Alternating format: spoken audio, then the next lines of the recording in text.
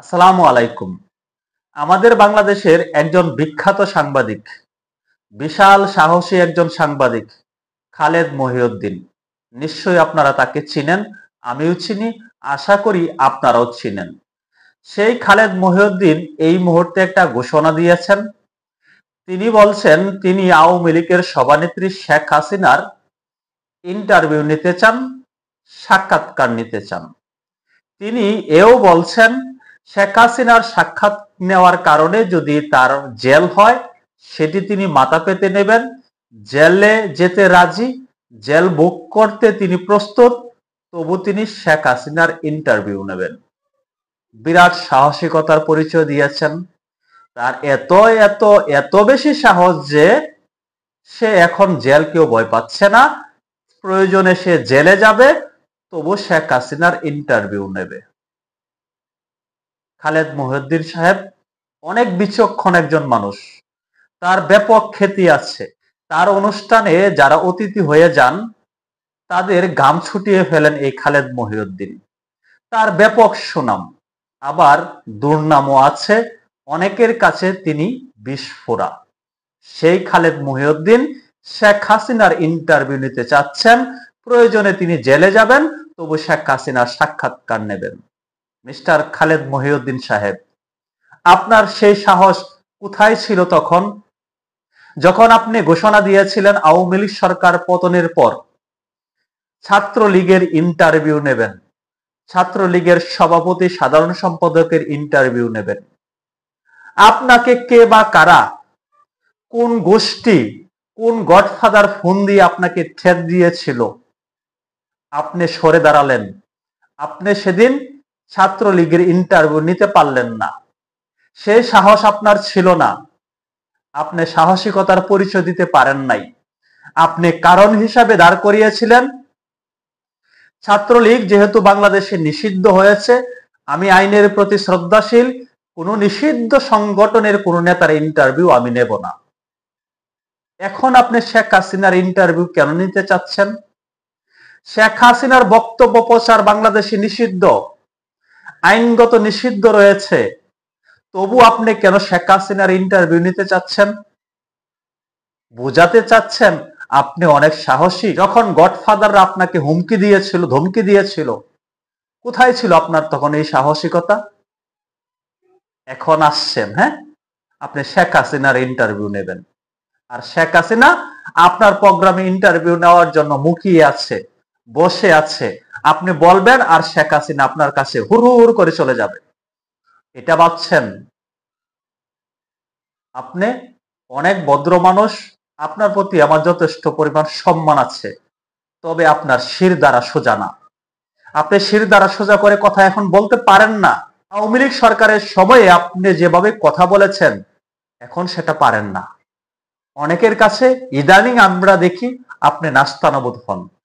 এই অন্তর্বর্তী সরকারের প্রেস সচিব শফিকুল আলমকে আপনি শেষবার যখন আপনার অতিথি করেছেন, এই খালেদ মহিউদ্দিন যখন অতিথি করেছে, তার সাথে মেউ মেউ মেউ সরে কথা বলেছে, উচ্চ স্বরে কথা বলে নাই, তাকে আটকানোর কোনো চেষ্টাও করে নাই।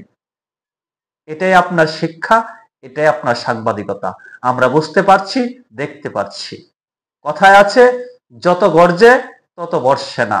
অনেক হুঙ্কার দিয়েছিলেন আওয়ামী লীগ সরকার পতন হলে এই করবেন সেই করবেন। আওয়ামী লীগ সরকারের পতনের পর পর অনেক বড় বড় কথা বলেছেন। যাদেরকে আপনারা মাথায় তুলে নাচানাচি করেছেন তারাই তো এখন আপনাদেরকে লাথি মারছে, গোতা দিচ্ছে, আপনাদের মুখ বন্ধ করে দিচ্ছে, আপনাদের সহযোগীদেরকে জেলে ভরছে। এখন বাক স্বাধীনতার কথা বলবেন না? কেন বলছেন না খালেদ মহিউদ্দিন সাহেবরা? তবে এখনো তিনি অনেকাংশে স্রোতের বিপরীতে কথা বলেন, এই জন্য তার প্রতি শ্রদ্ধা আছে। তিনি তো ভাই দেশের বাহিরে অবস্থান করেন। তিনি দেশের বাহিরে বসে অবস্থান করে সেখান থেকে তিনি শির দ্বারা সোজা করে যদি কথা না বলতে পারে, তাহলে বাংলাদেশে যারা অবস্থান করছে তারা কিভাবে কথা বলবে? আপনি ছাত্রলীগের ইন্টারভিউটা নিতে পারলেন না। আপনি একটা খোঁড়া যুক্তি দাঁড় করিয়েছিলেন। আপনি বলেছিলেন আমি বাংলাদেশের চলমান আইনের প্রতি শ্রদ্ধাশীল, আমি কোনো নিষিদ্ধ সংগঠনের বক্তব্য প্রচার করব না, তাদের সাক্ষাৎকার নেব না। শেখ হাসিনার বক্তব্য তো নিষিদ্ধ বাংলাদেশে। ভিউ বাড়ানোর জন্য বলেছেন ভাইয়া। পিনাকি ভট্টাচার্য আপনাকে নিয়ে আজকেও একটা লেখা লিখেছে, সেখানে উল্লেখ করেছে আপনি এখন কিভাবে ভিউ ব্যবসায়ী হয়েছেন। ভিউ ব্যবসায়ী অনেকেই, সবাই যারা ইউটিউবে কথা বলে সকলেই টাকা কামায়, সকলেরই একটা বড় উদ্দেশ্য থাকে টাকা কামানোর। এখানে আপনার উদ্দেশ্য আছে টাকা কামানোর, এতে আমার কোনো দুঃখ নাই।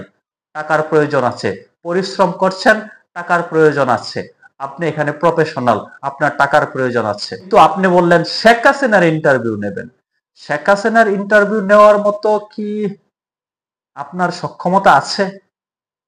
সইতে পারবেন? নিতে পারবেন? অনেকের শরীর দিয়ে ঘাম ছুটিয়ে দেন, কিন্তু শেখ হাসিনা যদি আপনার সামনে হাজির হয় বা ভার্চুয়ালি যুক্ত হয়, আপনি নিতে পারবেন না। তাই অহেতুক কথা বলে লাভ নাই। শেখ হাসিনার ইন্টারভিউ নেওয়ার যে স্বপ্ন আপনি দেখছেন সেটা বলে যান। শেখ হাসিনা যদি মনস্থির করে কারো সাথে কথা বলবে, সেটা প্রথম অবস্থা আপনি হবেন না। আরো অনেক বিদেশি গণমাধ্যম আছে, আপনি তো বাংলাদেশ মুখী একটা গণমাধ্যমে কাজ করেন, অনেক বিশ্বব্যাপী অনেক গণমাধ্যম আছে, সেখানে কথা বলবে। আমরা এও শুনি বিশ্বের তাবড়দার গণমাধ্যমগুলো ধর্ণা দিচ্ছে শেখ হাসিনার ইন্টারভিউ নেওয়ার জন্য, কিন্তু তিনি কারো সাথে কথা বলতে রাজি না। তিনি এখন কথা বলবেন না বলে আমরা জানতে পাচ্ছি। আমি এখানে শেখ হাসিনার প্রশংসা করতে আসি নাই, শেখ হাসিনার পক্ষে দাঁড়ানোর জন্য আসি নাই, খালেদ মহিউদ্দিনকে কটু কথা বলতেও আসি নাই। এসেছি খালেদ মহিউদ্দিন সাহেবদেরকে বলতে, আপনারা শির দ্বারা সোজা করে কথা বলেন। আপনারা যদি শির দ্বারা সোজা করে কথা না বলেন, তাহলে দেশটার হবে কি ভাই? এদেশে বাক স্বাধীনতা থাকবে না তো ভাই।